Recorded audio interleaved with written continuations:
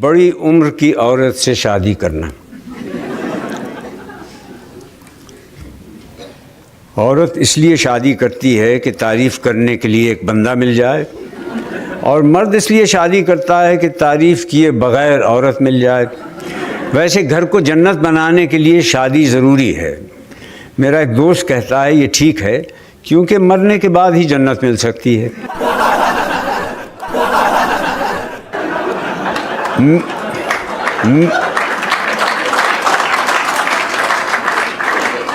میرے خیال میں تو کمارا احمق ہوتا ہے، لیکن میرا دوست کہتا ہے کہ کمارا احمق ہوتا ہے مگر اسے اپنے احمق ہونے کا پتہ تب چلتا ہے جب وہ شادی کرتا ہے۔ دیکھا جائے تو شادی کا اس سے بڑا اعزاز اور کیا ہوگا کہ صرف اسی صورت میں انسان خدا بن سکتا ہے۔ اسے شاید مجازی خدا کہتے ہیں، اس لیے کہیں کہ وہ بھی خدا کی طرح سنتا تو سب ہے، بلکہ ہر وقت سنتا ہے لیکن بولتا نہیں۔ پہلے میرا بھی یہی خیال تھا کہ ہر عورت شادی کرے مگر کوئی مرد شادی نہ کرے، لیکن اب میں کہتا ہوں کہ ہر مرد کو بڑی عمر کی عورت سے شادی کرنا چاہیے۔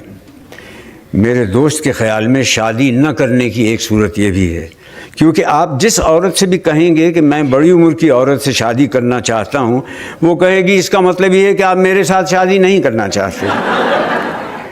پھر بڑی عمر کی عورت سے شادی کرنا محکمہ آثار قدیمہ کے ملازمین کے لیے تو ٹھیک ہے کہ جوں جوں چیز پرانی ہوتی جاتی ہے اس میں ان کی دلچسپی بڑھتی جاتی ہے۔ بڑی عمر کی عورت سے شادی کر کے آپ حضرت آدم علیہ السلام کی طرح دنیا کے ان خوش نصیب خاوندوں میں سے ایک ہوں گے جن کی یہاں ساس نہیں ہوتی، ورنہ جب تک سانس تب تک ساس۔ پھر آپ کو بیوی کا حکم مانتے ہوئے بھی شرم نہیں آئے گی، کیونکہ حکم ہے کہ بڑوں کی حکم عدولی نہ کرو۔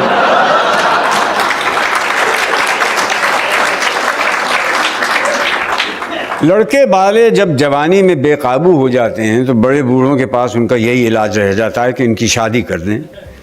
گویا ہمارے ہاں شادی علاج جوانی ہے۔ دنیا کی وہ عورت جسے آپ ساری زندگی متاثر نہیں کر سکتے وہ بیوی ہے، اور وہ عورت جسے آپ چند منٹوں میں متاثر کر سکتے ہیں وہ بھی بیوی ہے، مگر کسی دوسرے کی۔ بیوی کی خوبیاں تلاش کرنا ایسا ہی ہے جیسے اپنی خامیاں تلاش کرنا۔ بندہ اس لیے شادی کرتا ہے کہ سکون سے رہے، جو شادی نہیں کرتے وہ بھی اسی لیے شادی نہیں کرتے۔